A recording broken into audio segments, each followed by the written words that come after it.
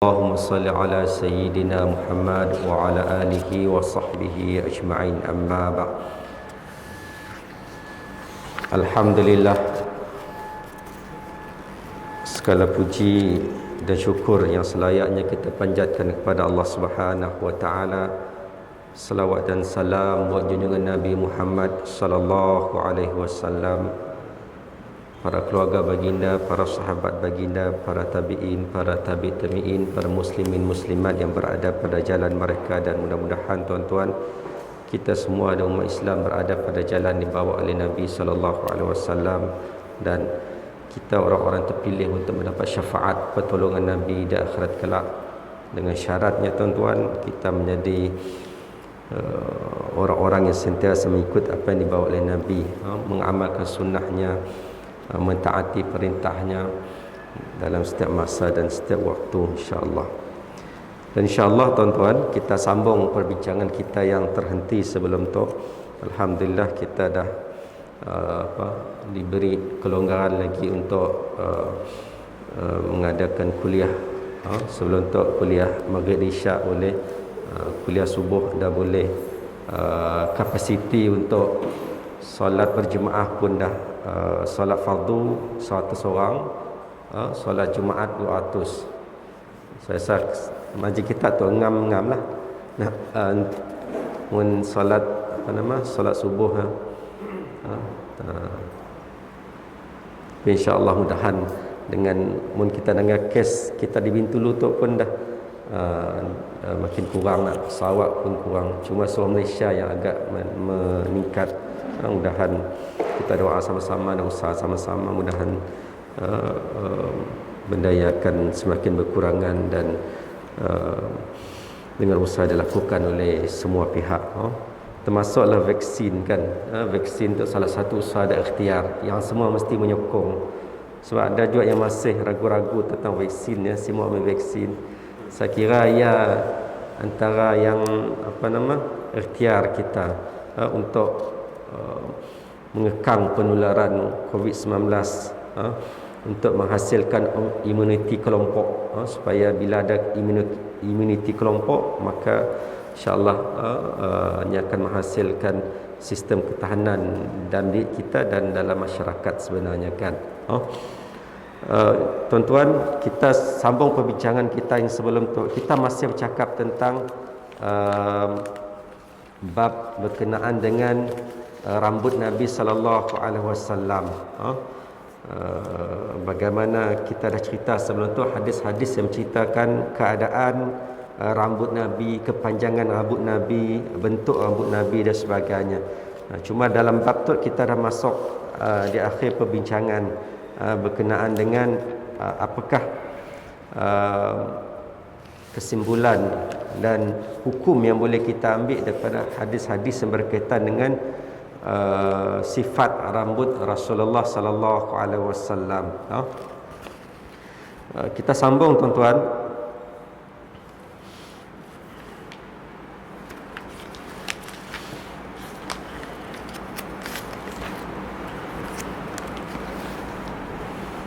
Hukum mencukur bulu di badan.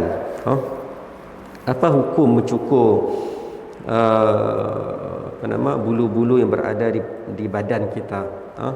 Pertama tuan-tuan, kalau dari sudut mencukur janggut yang kita dah sebut sebelum tu tuan-tuan, hukum mencukur janggut tu ada ulama yang mengharamkannya, ada ulama yang memakruhkannya.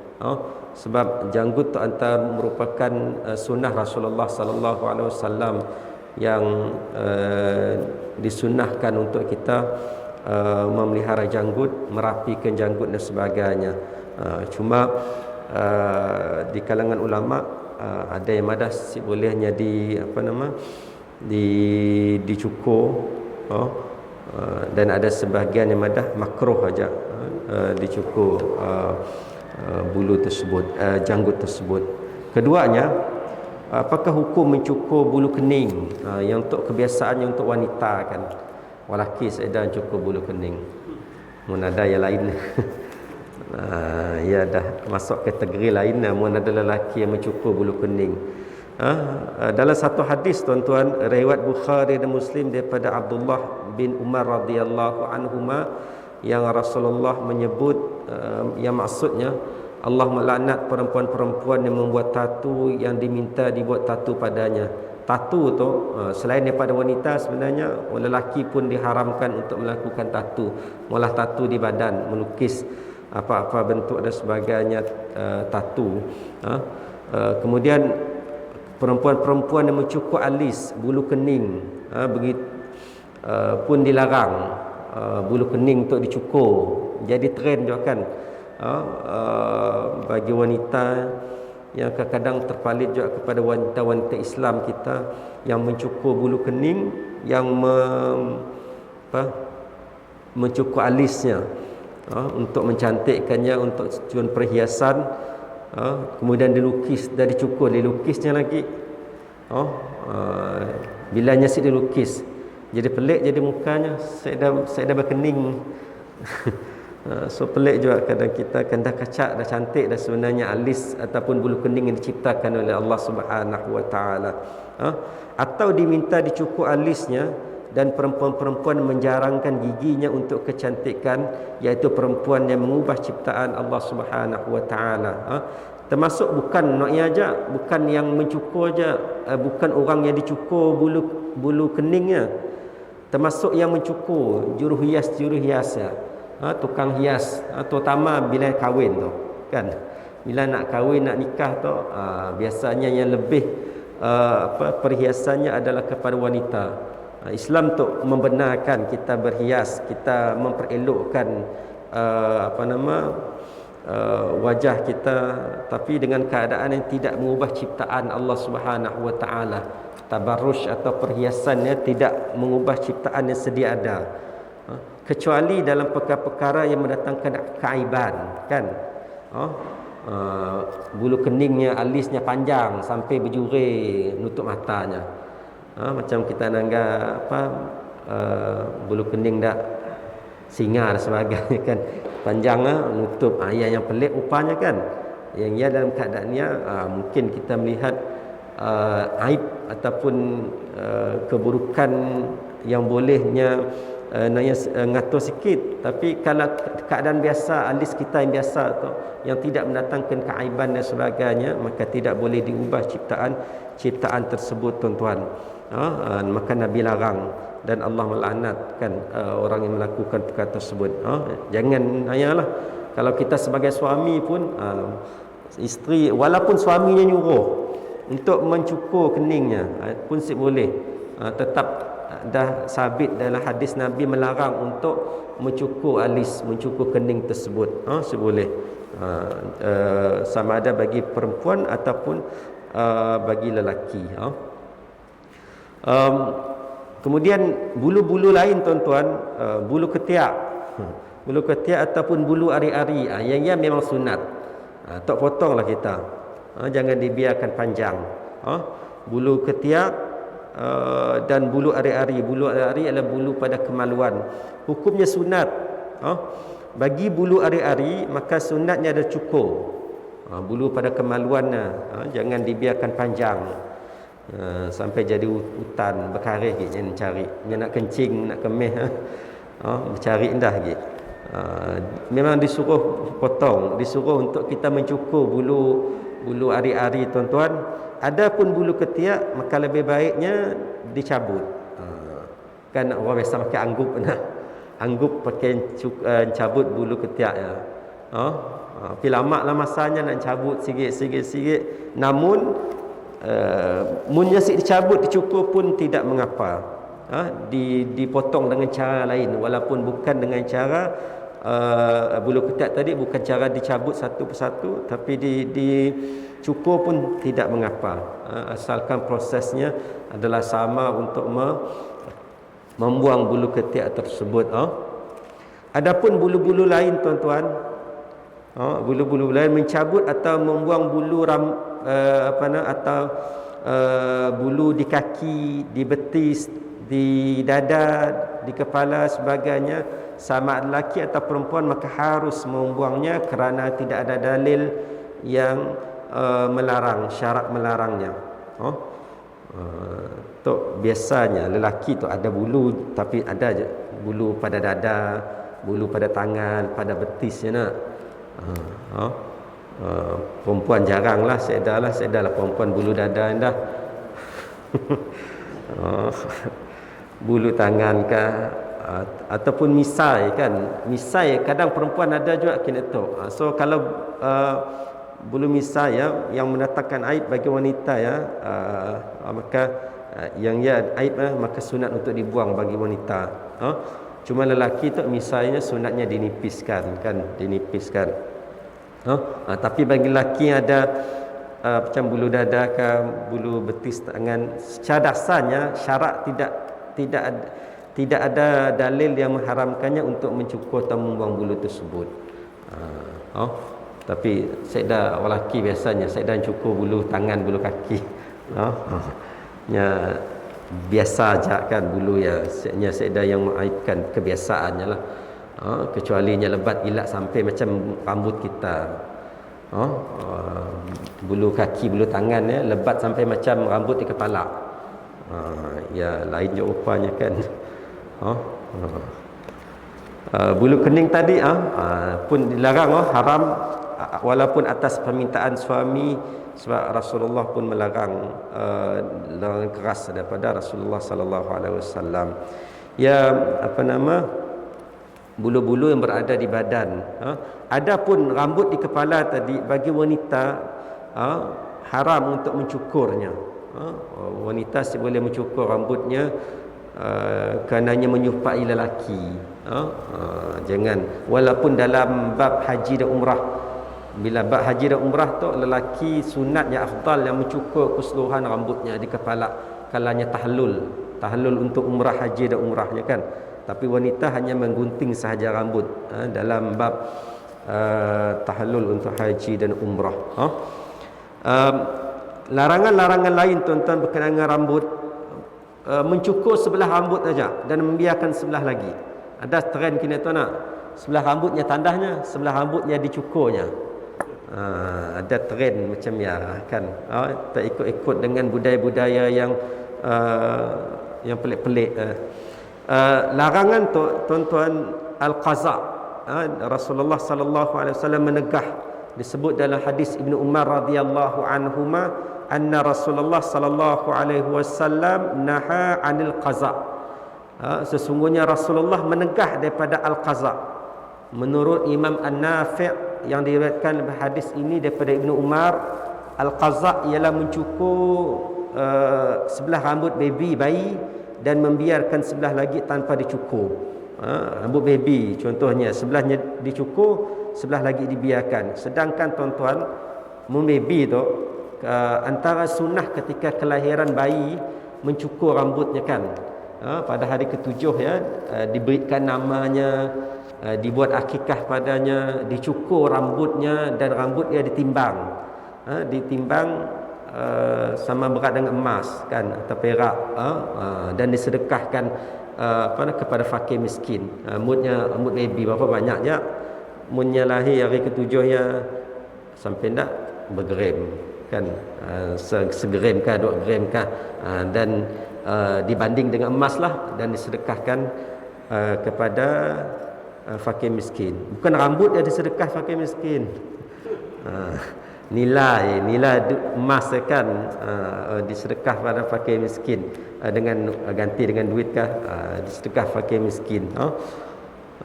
Takut ada yang rambut dah disedekahnya fakir miskin. Pakai apa ya rambutnya?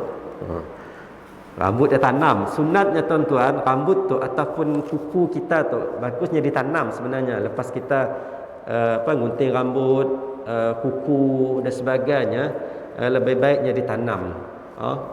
Sunnahnya ditanam. Rambut. Ada juga orang dulu mari bila rambut dikat gunting sini nyengkah. Saya sitok-sitok, saya di Kuching dulu pelik. Nah, kat rambutnya digunting ke dingkahnya dekat pokok pisang. Di celah-celah pokok pisang nak. Apa kenaknya kah? Saya sitok je. Hanya kali sitok aja. Tapi naknya sunatnya adalah ditanam. bulu rambut kuku dan sebagainya kan. Imam An-Nawawi madah tuan-tuan, perbuatan mencukur sebelah rambut dan membiarkan sebelah rambut adalah perbuatan dimakruhkan secara keseluruhannya kepada kaum lelaki dan juga kaum perempuan kerana larangan umum hadis tersebut. Maka makruh hukumnya. Jangan ikutlah. Yang pun sesuai dengan budaya kita kan. Ataupun mula rambut macam pang. Cukur sebelah kiri kanan, tengah dibiarkan tercacat rambut tersebut. Yang ia pun menunjukkan budaya-budaya yang tidak sihat, tidak baik. Ada macam-macamnya kan. Di pulahnya zigzag dekat rambutnya. Budaya-budayanya pelik-pelik juga kadang-kadang. Fashion rambut. Kemudian menyambung rambut tuan-tuan. Menyambung rambut adalah dilarang oleh Nabi sallallahu alaihi wasallam. Dalam hadis Nabi menyebut la'anallahu wasilata wal mausilah. Allah melaknat wanita-wanita yang menyambung rambutnya dan yang diminta untuk disambung rambutnya. Itu dilarang oleh Nabi sallallahu alaihi wasallam. Dalam beberapa hadis tuan-tuan, pernah orang datang kepada Rasulullah sallallahu alaihi wasallam cerita tentang bab rambut tu, nanya tentang rambut. Pernah suatu ketika tuan-tuan, Asma binti Abu Bakar radhiyallahu anhuma datang kepada Nabi sallallahu alaihi wasallam mengadu, wahai Rasulullah, sesungguhnya aku mempunyai seorang anak perempuan yang baru nikah dan dia telah terkena penyakit cacar sehingga menyebabkan rambutnya gugur. Maka bolehkah aku menyambung rambutnya dengan rambut palsu? Wig rambut palsu kah? Menyambung rambut dengan rambut orang lain kah? Apakah? Maka baginda menjawab apa? La'anallahu alwasilata wal mausilah. Allah melaknat alwasilah, orang menyambung rambut, dan mustausilah, orang minta disambungkan rambutnya. Maka Nabi larang. Dalam satu hadis lain juga, Aisyah radhiyallahu anha, seorang hadis riwayat Aisyah, seorang wanita Ansar datang menemui Rasulullah sallallahu alaihi wasallam. Dia telah jatuh sakit menyebabkan rambutnya banyak gugur dan keluarganya hendak menyambung rambutnya dengan rambut palsu. Maka setidaknya tanya kepada Rasulullah, maka Rasulullah pun jawab, la'anallahu alwasilata wal mausilah. Allah melaknat orang-orang menyambung rambut dan minta disambungkan rambutnya. Kata Imam An-Nawawi tuan-tuan, hadis itu tegas menunjukkan haramnya menyambung rambut dan laknat untuk wanita menyambung rambutnya atau memakainya disambung secara mutlak. Ini pendapat yang sahih, yang kuat. Cuma dalam bab menyambung rambut juga tuan-tuan, menyambung rambut dengan rambut bulu binatang atau rambut buatan, ini rambut palsu, para ulama beza pandangan. So ada juga beberapa pandangan para ulama berkenaan dengan hukum menyambung rambut tu. Menurut jumhur ulama, semua perbuatan menyambung rambut haram, sama ada perbuatan menyambung rambut dengan rambut manusia ataupun bukan manusia, kerana hadis umum tadi, hadis menyebut tentang larangan untuk menyambung rambut, sama ada disambung rambut dengan rambut manusia ataupun mengambil bulu-bulu haiwan. Tapi sebahagian ulama, antaranya mazhab Syafi'i tuan-tuan, berpandangan yang diharamkan hanyalah menyambung rambut dengan rambut manusia sahaja. Adapun menyambung rambut bukan dengan rambut manusia, harus hukumnya dengan syarat-syarat. Ini ada syarat. Pertamanya, rambutnya bukan najis. Contoh, rambut atau bulu, ya, bukan bulu bangkai, bulu bangkai yang diambil daripada binatang yang mati yang tanpa disembelih, ataupun bulu-bulu haiwan yang tidak halal dimakan dagingnya, yang boleh. Yang keduanya, wanita yang berkahwin, diharamkan untuk menyambung rambut bagi wanita belum berkahwin. Tapi bagi wanita yang berkahwin, dibolehkan atas izin suami, diharuskan dengan izin suami. Cumanya perlu dilihat keadaan wanita yang telah berkahwin dan mendapat izin suami diharuskan kepada menyamur rambut dengan rambut yang lain yang bukan rambut manusia, kerana tidak ada lagi faktor penipuan dan pemalsuan padanya. Tujuannya untuk berhias untuk suami. Dalam rumah ajaklah, di luarnya pakai tudung lah kan. Saya akan di luarnya pakai palsu, rambut nayas. Di luar memangnya pakai tudung. Cuma dalam rumah, terutama bagi wanita yang ada masalah rambut, keguguran, contohnya kena kemoterapi nak, rambutnya keguguran, memang ada botak dah. Bila di rumah, suaminya pun pelik nangganya. Suaminya botaknya pun botak, contohnya lah. Soalnya agak nak yas ya. Sebab ya dalam fatwa Jordan, negara Jordan menyebut tentang wig tu, rambut palsunya madah apa? Tidak mengapa memakai wig di dalam rumah jika suami mengizinkan bagi mereka mengidap penyakit kanser lalu menyebabkan keguguran rambutnya. Namun hendaklah tidak diperlihatkan kepada luar. Untuk dalam rumah ajaklah sebenarnya, kerana ia sebahagian daripada perhiasan. Dibolehkan dengan syarat wig ataupun rambut palsu ya bukan diperbuat daripada rambut manusia dan bukan daripada bulu yang najis. Untuk bagi yang masalah-masalah tertentu, yang orang yang keguguran rambut disebabkan faktor-faktor penyakit dan sebagainya, ia ada rumah dan ia ada izin suaminya membenarkan. Tapi di luar rumah tetap boleh dan memangnya wajib untuk menutup aurat, memakai tudung dan sebagainya kan. Kemudian hukum ya tadi tuan-tuan, kalau di luar rumah tadi memangnya wajib pakai tudung lah. Diharamkan ke atas wanita mendedahkan rambutnya kepada lelaki-lelaki ajnabi yang bukan mahramnya, kerana wanita wajib menutup aurat di hadapan lelaki-lelaki ajnabi. Dalam Al-Quran sebut apa? Wal yadribna bi khumurihinna ala juyubihin. Dan hendaklah mereka, yakni wanita-wanita mukmin, melabuhkan tudung-tudung kepala mereka sehingga menutup belahan leher mereka. Sepatutnya tuan-tuan wanita tu bila menggunakan tudung, labuh tudungnya mesti menutup sampai dada, sampai bawah dada. Ada tudung kan diikat-ikatnya aja, situ nampak tu lagi. So sepatutnya melabuhkan sampai ke dada tudung tersebut. Sebab Nabi pernah tegur kan, hadis daripada Aisyah radhiyallahu anha, Asma binti Abu Bakar, anak Sayyidina Abu Bakar, datang kepada Nabi sallallahu alaihi wasallam, masuk bertemu dengan Rasulullah. Nya pakai pakaian nipis.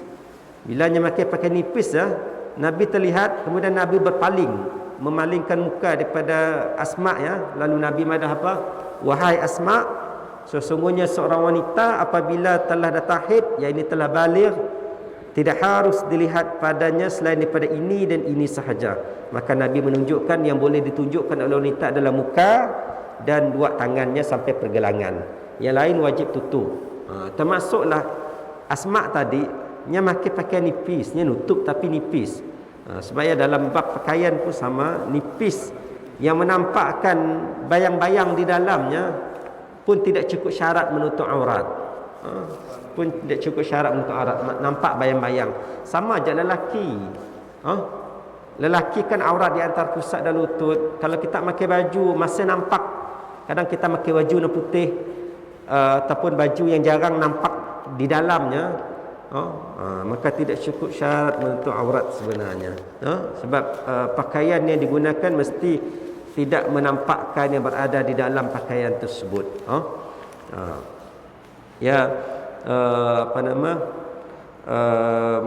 Bagi yang hukum harus menyambung rambut tadi, bukan rambut daripada najis, bukan daripada rambut orang. Sebab rambut orang tuan-tuan memang boleh digunakan untuk pola rambut palsu, bahkan menjualnya boleh juga kan. Jumhur ulama berpandangan bahawa mengatakan jual beli atas rambut manusia adalah dilarang, boleh. Kerana rambut manusia itu dimuliakan. Walaqad karramna bani Adam. Sesungguhnya kami telah muliakan anak-anak Adam. Imam An-Nawawi madah apa? Dalam kitabnya Al-Majmu' bahawa tidak boleh dijual rambut manusia sama ada ia bersambung ataupun terpotong. So rambut dia jangan dijual ataupun dijual belilah rambut kita boleh. Menderma rambut. Menderma rambut untuk dijual, menderma rambut untuk disambung dengan rambut orang lain, ia pun dilarang juga, kan? Cuma yang dibolehkan dalam bab rambut tu juga adalah menanam rambut. Nanam. Tadi menyambung boleh, sama ada nyambung dengan rambut palsu ataupun dengan nyambut rambut orang lain, rambut manusia. Nanam boleh. Nanam tu maksudnya adalah dalam bab nanam rambut tu kebiasaannya bagi orang yang keguguran rambut. Asasnya Islam tak melarang untuk kita berhiaskan dan menghilangkan aib pada tubuh badan kita, pada diri kita. Berdasarkan sebuah hadis, tuan-tuan, pernah seorang lelaki, para sahabat yang kehilangan hidungnya ketika dalam perang. Hidungnya terpotong ketika dalam perang. Daripada Abdullah bin Tarafah, sesungguhnya datuknya Arfajah binti As'ad telah terpotong hidungnya ketika perang Al-Kulab. Maka diambil daripada perak untuk dijadikan hidungnya, namun ia masih busuk. Diganti hidungnya dengan perak. Kan waktu yang ni dah teknologi kini tu naknya malah hidung palsu, tapi digantikannya dengan perak hidungnya. Tapi hidungnya masih busuk juga. Maka Rasulullah telah mengarahkan agar diambil emas untuk dibina kembali hidungnya. Hidung emas. Kemudaratan pada orang tersebut yang hidungnya telah terpotong ketika dalam perang, dilakukan kita ada pembedahan lah pada zaman tersebut, diganti dengan emas hidungnya. Sebabnya Majma' Fiqh Al-Islami mengeluarkan keputusan dibenarkan untuk menanam rambut bagi mereka yang keguguran. Yang nyebut bahawa syarak membenarkan untuk melakukan pembedahan kecantikan bagi yang bersifat darurat. Yang bersifat darurat dan keperluan yang mana dimaksudkan dengannya adalah seperti membaiki aib disebabkan kebakaran. Kemudian kecelakaan jalan raya, penyakit dan selain daripadanya, untuk memperbaiki kulit, menampal dengan kulit yang baru. Contoh kalau kebakaran kan, lecur pada mukanya dan sebagainya, kan ada teknologi kena untuk mengambil kulit bahagian lain, kulit bahagian paha ditampal di bahagian lainnya kan, untuk memperbaiki tisu dan membina kembali tisu-tisu kulitnya supaya tumbuh dan kembali kepada biasa. Kulit badan nyempur atau kulit lain. Yalah. Teknologi kinetok dapat menggunakan yang nyempun, tisu nyempun. Ada. Hidung. Yalah.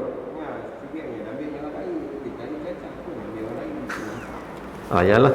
Jangan ambil bahagian dahi. Sitaklah doktor perkiraan pakar perubatan, sebab Haji Madah ada orang nak hidung yang ambil kulit daripada dahi untuk ditampal pada untuk mula hidungnya nak. Hidungnya bagus, dahinya cacat. Kita tahu kadangnya, tahu kajian perubatan kali sebabnya bersesuaian, kulit dia bersesuaian dengan untuk hidungnya. Barangkalilah. Yalah, boleh jadi, boleh bercantum. So kita perlu minta nasihat pakar perubatan lah. Atau nyamadah menanam rambut bagi mereka keguguran rambutnya, khasnya bagi wanita. Dan fatwa kita juga, tuan-tuan, Muzakarah Jatuhkuasa Fatwa Kebangsaan yang bersidang kali ke-94 menyatakan tentang hukum menanam rambut di kepala tu. Yang madah apa? Setelah meneliti keterangan, hujah-hujah dan pandangan yang dikemukakan, Muzakarah berpandangan bahawa Islam tidak melarang umatnya untuk melakukan suatu rawatan seperti menanam rambut di kepala dengan tujuan untuk memperelok diri daripada keaiban selagi tidak bertentangan dan tidak melampaui batas yang telah ditetapkan oleh syarak. Dan Muzakarah setuju bahawa menanam rambut ini ada syarat juga. Menanam rambut adalah harus dengan syarat penanam rambut tersebut menggunakan rambut sendiri. Mungkin kita nangga teknologi kena tu ataupun kita search internet dan sebagainya. Ini ada kaedah nanam rambut nak bagi orang yang masalah keguguran rambut botak, yang ambil rambut sebahagian tempat lain, dicabutnya rambut yang elok yang ada sihat ditanam di tempat-tempat rambut yang dah sedar ya. Yang dah botak ya. Ada orang kisah, ada orang asyik kisah. Ia terpulang pada masing-masing lah kan. Yang nak botak, kadang-kadang orang bila dah botak separuh ya, dibotaknya dibotak ataupun dibuang, dinipiskan suruhan rambutnya kan. Tapi ada orang kalanya nak mula penanaman rambut tadi dibolehkan dengan tujuan untuk memperelokkan diri daripada aib dan sebagainya. Tapi dengan syarat menggunakan rambut sendiri, menggunakan bahan-bahan yang suci dan tiada unsur najis serta tidak mendatangkan mudarat kepada orang tersebut. Yang ia dibolehkan. Menggunakan rambut dia sendiri. Ia boleh. Hukum menanam rambut. Beza menyambung rambut lain tadi, pakai rambut palsu ataupun dengan menyambung rambut dengan rambut orang lain, yang ia seboleh langsung ataupun tapi dibolehkan bagi wanita yang yang bersuami ataupun ada masalah, tapi di rumah ajaklah dengan izin suami. Tapi munnya naknya terutama bagi yang kanser, memang saya dah harapan rambutnya tumbuh nak. Si dapat juga dengan kaedah menanam rambutnya barangkali. Ya ada jalan penyelesaian bagi orang tersebut kan.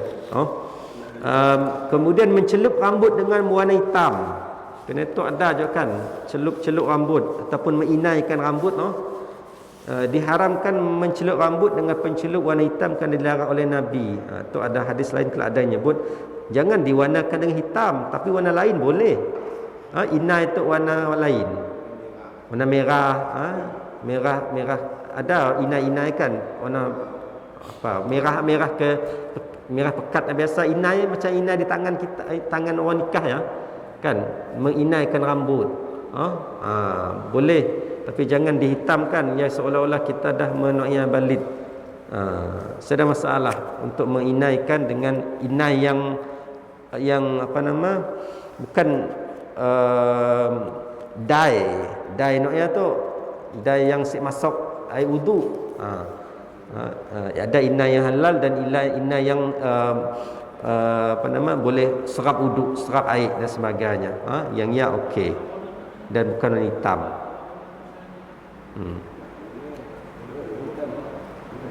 Kita ada penyakit apa yang dah menginai rambut pun boleh ya, sunnah kan, menginai rambut boleh. Boleh. Okey. Ni rambut tu macam-macam kan. Rambut kita pesen rambut tu ada rambut orang berminyak, ada rambut normal, ada rambut kering. Yang rambut macam-macam jenis rambut lah. Okey. Saya ajak untuk pagi tu tuan-tuan sedikit renungan bersama untuk kita kupas tentang bab rambut. Apa yang boleh dan apa tidak boleh berkaitan dengan rambut. Rambut tu merupakan perhiasan bagi seorang manusia. Yang perlu dijaga dengan baik, dirapi dengan baik, dan Nabi telah menunjukkan kan, Nabi potong rambutnya, Nabi rapikan rambutnya, Nabi minyakkan rambutnya. Termasuk kita lah juga salah satu daripada perkara yang perlu kita jaga dalam rambut kita, termasuk dalam ibadah juga kan. Dalam kita merapikan rambut kita jadi suatu ibadah, memperelokkan rambut kita supaya kita kelihatan baik dan sebagainya. Okey, jadi saya itu saja untuk pagi ini tuan-tuan. Mohon maaf atas segala ketelanjuran, kekurangan, terkasar bahasa dan sebagainya. Mudahan bertambah ilmu kita, bertambah amalan kita, makin dekat kita dengan Allah Subhanahu wa taala. Wallahu alam. Assalamualaikum warahmatullahi wabarakatuh.